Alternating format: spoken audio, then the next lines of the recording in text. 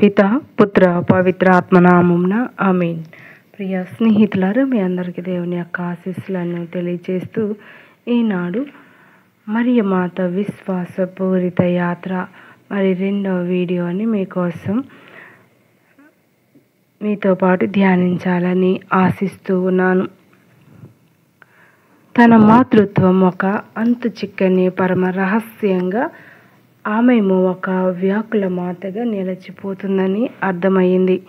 తన కుమారుడు బాధమయ సేవకుడై లోకానికి రక్షణ తెస్తాడని గ్రహించింది. ఆ సందర్భంలో యెషయా మాటలు మనకు గుర్తుకు రావాలి. అతడు తన అద్భుతముల కొరకు గాయపడెను, మన పాపముల కొరకు నలిగిపోయెను. అతడు అనుభవించిన శిక్ష ద్వారా మనకు స్వస్థత కలిగెను. అతడు పొందిన దెబ్బల వలన మనకు అనారోగ్యము చేకూరెను. యెషయా గ్రంథం 53వ అధ్యాయం 5వ వచనం. బాలురు దేవాలయంలో తప్పిపోయాడు. ఎంతో ఆందోళనతో ఆ బాలుని వెతికి వేసారిపోయారు మరియ యోసేపులు. ఇలా చేసావేంటి బాబు అని అడిగితే అతని సమాధానం మరింత ఆశ్చర్యాన్ని కలిగించింది.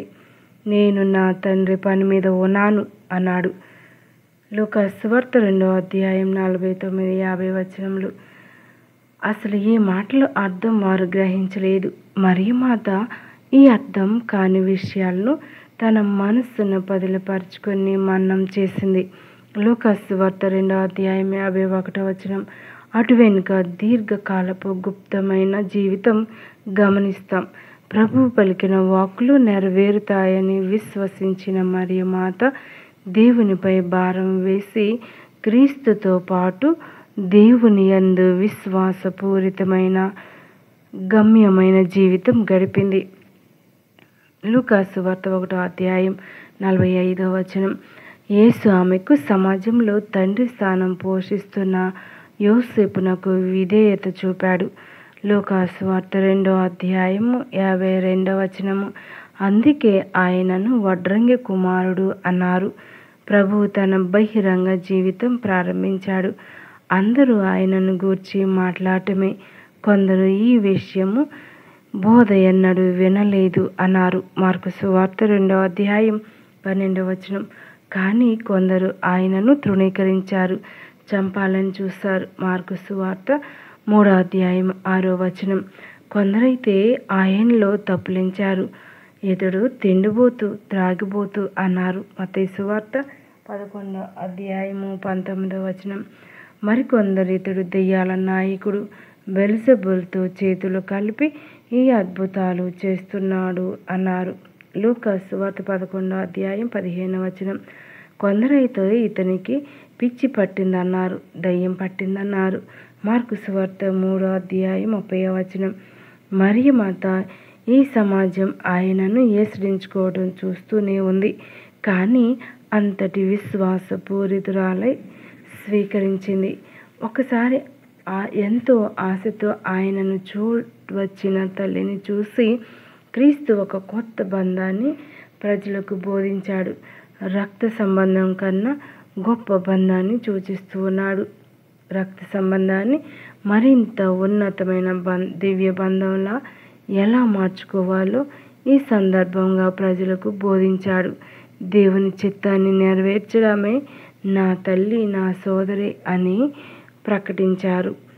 మార్కు సువార్త 3వ అధ్యాయం 35వ వచనం. దైవరాజ్యాన్ని ప్రకటిస్తూ, తండ్రి చిత్తాన్ని వివరిస్తూ, హృదయ పరివర్తన బోధిస్తూ, పాపులను ఆదరిస్తూ సాగిన క్రీస్తుని బహిరంగ జీవితం చివరి వరకు శిలువ శ్రమల వద్దకు సాగింది. అలాంటి స్థితిలో కూడా మరియమాత ప్రభువుని అంటిపెట్టుకుని ఉంది. యోహాను సువార్త 19వ అధ్యాయం 25వ వచనం. ప్రభు అయిన దేవుడు తండ్రి అయిన దావీదు సింహాసనాన్ని ఆయనకు ఇస్తాడు. యాకోబు వంశంపై ఆయన శాశ్వత పాలన చేస్తాడు. ఆయన రాజ్యానికి అంతమే ఉండదు. లూకా సువార్త 1వ అధ్యాయం 32-33 వచనములు. ఈ మాటలు ఎక్కడ? ఆమె కళ్ళకు ముందు కదలాడుతున్న వాస్తవ జీవితం ఎక్కడ? రెంటికి అసలు పొంతనే లేదు. అంత విరుద్ధంగా సాగుతుంది. ఆమె ఈ విరుద్ధ సత్యానికి సాక్షిగా నిలబడింది. తన ప్రియపుత్రుడు శిలువపై నరక వేదనను అనుభవిస్తూ ఉన్నాడు. నగ్నంగా వేలాడుతూ ఉన్నాడు. ఈ ఘోరమైన దోషిగా తల వంచుకున్నాడు. ఆయన దుఃఖాక్రాంతుడయ్యాడు, దూషించబడ్డాడు. కానీ మనం ఆయనను పట్టించుకోమైతిమి. ఈ అంతు చిక్కని ఈ సంఘటనల మధ్య మరియ ప్రదర్శించిన విశ్వపూరిత విధేయత ఎంతో గొప్పది, ఆదర్శనీయమైంది. పరిశీలనకు అందని దేవుని మార్గమునకు బుద్ధిపూర్వకంగా సమ్మతించి తనను తాను ఎంతగా సంపూర్ణంగా ఆత్మార్పణ చేసిందో చూడండి. రోమీలకు రాయబడిన లేఖ 11వ అధ్యాయం 33వ వచనం.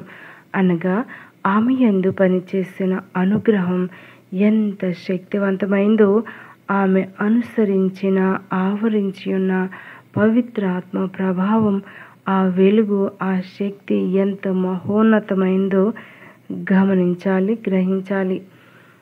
క్రీస్తుని దీనస్థితి మరియమాత కుమారునితో కలిసి సాగిన వైనం.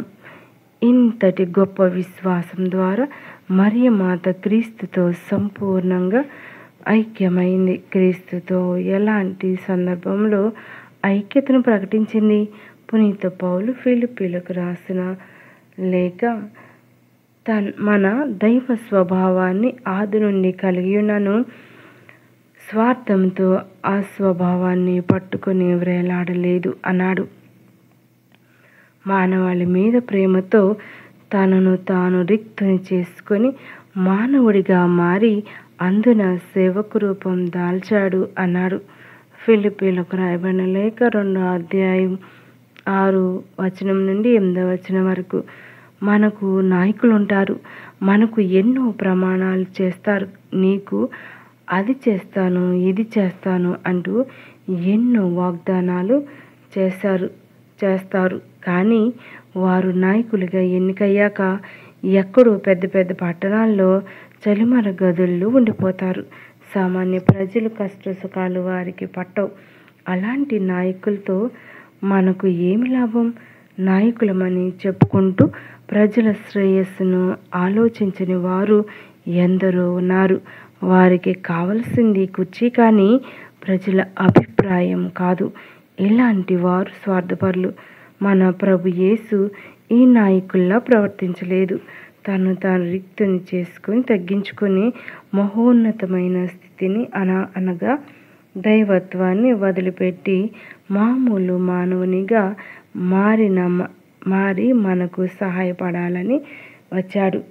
నా ప్రజలకు ఉపకరించని ఈ దైవత్వం నాకెందుకు అన్నట్లు దాన్ని ప్రక్కన పడవేసి మానవునిగా, అందున సేవకునిగా మారి మనకు సేవ చేయవచ్చారు.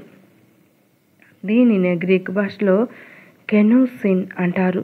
ఇది తనను తాను ఖాళీ చేసుకొని మన కోసం సేవకుడైన ఆయన స్థితిని సూచిస్తుంది. క్రీస్తు ఎంతగా తగ్గించుకున్నాడంటే మరణం వరకు విధేయుడయ్యాడు. చివరకు మరణ గడియ కూడా ఆయనను ఆ సేవాపూరిత విధేయత నుండి తప్పించలేకపోయింది. ఫిలిప్పీలకు రాయబడిన లేఖ 2వ అధ్యాయం 5వ వచనం నుండి 8వ వచనం వరకు. అందుకే ముగ్ధుడైన దేవుడు ఆయనను ప్రభువును చేశాడు. ఫిలిప్పీలకు రాయబడిన లేఖ 2వ అధ్యాయం 9వ వచనం నుండి 11వ వచనం వరకు. రిక్తునిగా మారిన కుమారునితో కలిసి మరియమాత ఈ ప్రయాణం చేసింది. తన కుమారుని స్థితికి తల్లడిల్లిపోయింది. అబ్రహాము తన తనయుని మేరియా కొండ వద్ద బలివ్వడానికి తీసుకుపోతే బాలుడైన ఇస్సాకు ప్రశ్నకు అంతా దేవుడే చూసుకుంటాడు, ఆయనే సమకూరుస్తాడని విశ్వాసంతో సమాధానమిచ్చాడు. ఆదికాండం 22వ అధ్యాయం 8వ వచనం. అదే రీతిలో దేవుడే చూసుకుంటాడు అన్నట్లుగా విశ్వాసంతో మరియ తల్లడిల్లిపోతూ నరకయాతన అనుభవిస్తూ హృదయం రంపం కోతకు గురి అవుతుంది. అంతటిని సహించుకుంటూ క్రీస్తుతో కలిసి సాగింది. మరణ గడియ వరకు అతని శ్రమల్లో అన్ని ఘట్టాలకు సాక్షిగా నిలిచింది. మౌనమే దేవునిపై భారం వేసి తన విశ్వయాత్ర సాగించింది. ప్రియ స్నేహితులారా, మరి ఈ యొక్క 12వ రోజున మనం ధ్యానిస్తూ ఉండగా ఇప్పటి వరకు తల్లి మనల్ని ఎంతగానో కాచి కాపాడి మరి 12వ రోజు వరకు మనం పయనిస్తూ ఉన్నాం. మిగిలిన రోజులు కూడా తప్పకుండా జపమాలను జపిస్తూ ఆ తల్లిని గౌరవిస్తూ పితా పుత్ర పవిత్ర ఆత్మ యొక్క వరాలను పొందుకుందాం. మరి ప్రతిరోజు దివ్య సప్రసాద